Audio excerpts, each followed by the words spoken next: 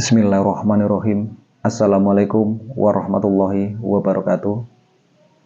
Berjumpa lagi di channel YD22. Salam persaudaraan dulur-dulur dimanapun berada. Yang baru menemukan channel ini, silakan untuk di like dan di subscribe.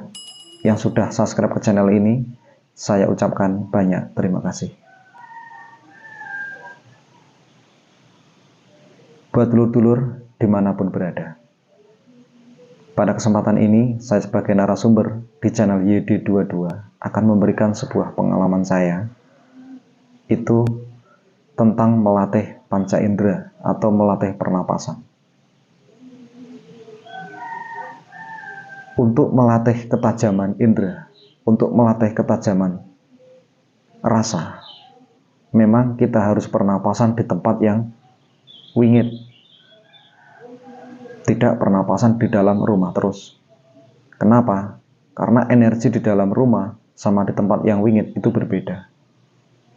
Jadi buat dulur-dulur di luar sana yang mungkin takut atau mungkin merasa ragu, ya kalau ingin menemukan ilmu Esa yang benar-benar menguasai ilmu pernapasan, ya memang harus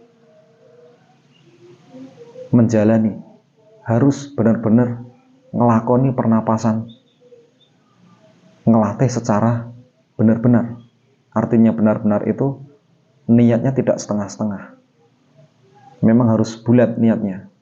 Jadi pernapasan itu tidak hanya sekedar di rumah. Kalau untuk melatih hawa, untuk melatih peningkatan hawa, itu di rumah nggak masalah. Tapi kalau memang untuk melatih ketajaman indera, melatih ketajaman mata batin, itu memang kita harus terjun langsung di tempat yang wingit atau tempat yang angker.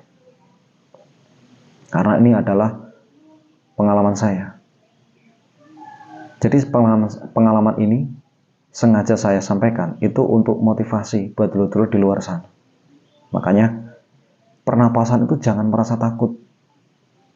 Pakailah baju seragam itu, pakailah sabuk asli, karena di Esa Teratai tidak ada sabuk palsu, yang ada sabuk ya sabuk asli itu. Pakailah itu. Sebelum melakukan pernapasan, bersuci dulu. Setelah bersuci, pakai baju seragam, pakai sabuk asli, kemudian pergilah ke tempat yang wingit. Sendiri nggak masalah. Karena sebaik-baiknya pernapasan itu memang harus sendiri. Kalau berdua itu namanya bukan ngolah pernapasan, tapi melatih pernapasan. Jadi keuntungannya, kalau di tempat yang wingit itu jauh sekali ya, sama kita melatih pernapasan di rumah.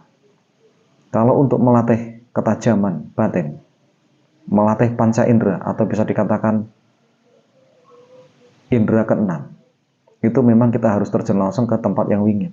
Saya pernah melakukan pernapasan itu di depan pohon bambu. Jadi pohon bambu yang sangat rindang, yang sangat lebat. Nah, pohon bambu itu di depan kita pernapasan di situ. Saya pernah melakukan itu. Karena apa? Untuk menguji ketajaman indera kita, menguji tentang keberanian kita, menguji tentang niat hati kita. Kalau niat hati kita hanya setengah-setengah, itu tidak akan berani. Nah, jadi pengalaman saya pernah seperti itu memang luar biasa. Baru mulai duduk aja kalau kita tidak berani itu udah bergetar ya. Karena di situ di kebun, ibarat kata itu di hutan, sama aja kayak gitu. Nah, jadi di situ hanya ada bambu, bahkan bambu itu ada dua gerombolan, apa namanya tuh, rimbun. Jadi ada dua batang bambu, yang satu di sini, yang sebelah satu di sini. Jadi saya yang sebelah sini. Jadi menghadap ke bambu itu. Tujuan kita menghadap ke bambu itu adalah melatih ketajaman indera kita. Karena di situ tempatnya memang angker, jadi ya berbeda. Kadang-kadang ada suara yang berjalan, ada angin yang mungkin bukan angin biasa, ada suara-suara yang mungkin mengganggu di telinga. Itu sudah biasa. Karena apa? Kita melatih indera. Jadi jangan kaget kalau kita latihan, ibarat kata, kalau kita sering menulis ya lama-lama kita kecoret dengan pena. Tapi kalau kita melatih dengan di tempat-tempat yang wingit, ya wajar kita tetap merasakan kewingitan itu tadi. Terkadang kita ada perasaan kita tuh ada yang berjalan mendekati kita, ya ada, ya sangat mengerikan. Tapi semua itu kalau kita tidak melawannya, ya kita tidak akan mendapatkan sebuah insting atau bisa dikatakan olah rasa yang tajam. Karena olah rasa itu memang harus dilatih. Kalau tidak dilatih ya tidak ketemu. Nah, jadi pengalaman ini saya sampaikan kepada dulur-dulur, mudah-mudahan bisa menjadi motivasi, bisa menjadi semangat untuk menggali keilmuan di Esa Teratai. Karena di ilmu Esa Teratai itu adalah luas sekali. Kalau kita tidak mau menggali dari awal, tidak mau menggali, tidak mau mencari, ya tidak akan pernah ketemu. Akhirnya apa? Kita yang rugi. Jadi warga tidak mau menggali, tidak mau mencari, ujung-ujungnya setahun, 2 tahun, 3 tahun, 4 tahun sudah menjadi warga sepuh, warga yang sudah tua, tapi tidak tahu apa-apa. Itu banyak sekali. Jadi jangan seperti itu. Mumpung masih muda, mumpung masih waras, sehat, masih bisa berjalan, masih bertenaga, sebelum menjadi warga sepuh, pelajarilah keilmuan Esa Teratai. Mulai dari olah rasa, olah batin, semuanya dipelajari.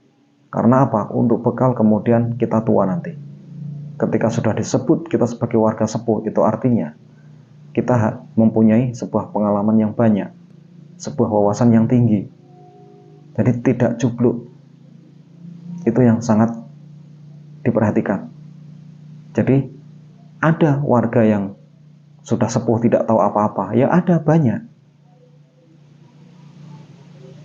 Ketika mudanya mereka tidak mau menggali, tidak mau mencari, tidak terasa sudah sampai 20-an 5 tahun, sudah sampai 30 tahun, tapi tidak tahu apa-apa. Nah, itu sangat saya sayangkan. Jadi kalau bisa jadi warga jangan seperti itu. Gigihlah, carilah terus ilmu Esa itu, karena ilmu Esa itu tidak ada batasnya, tanpa batas. Jadi sering saya sampaikan bahwasanya ilmu Esa itu tanpa batas, tidak ada batasnya. Kalau kok ada orang yang ngomong batasnya itu ada, ya berarti itu adalah batas penggalianmu. Hanya sebatas itulah ilmumu. Kalau saya mengatakan ilmu Esa itu tanpa batas. Jadi perlu dipahami ya. Intinya di sini untuk menggali ilmu kebatinan itu tidak mudah. Kita harus sering melakukan pernapasan, sering olah rasa. Itu sering diolah. Sering puasa, itu juga. Semua mendukung. Semua berpengaruh. Dekatkan diri sama sedulur papat limo pancer. Itu semua itu berpengaruh semua. Jadi semua harus dipelajari. Mulai dari mana kita harus menggali, itu harus dipelajari semua.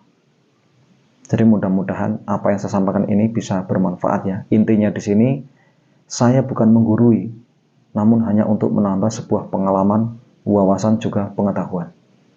Mudah-mudahan ini bermanfaat. Saya akhiri. Assalamualaikum warahmatullahi wabarakatuh.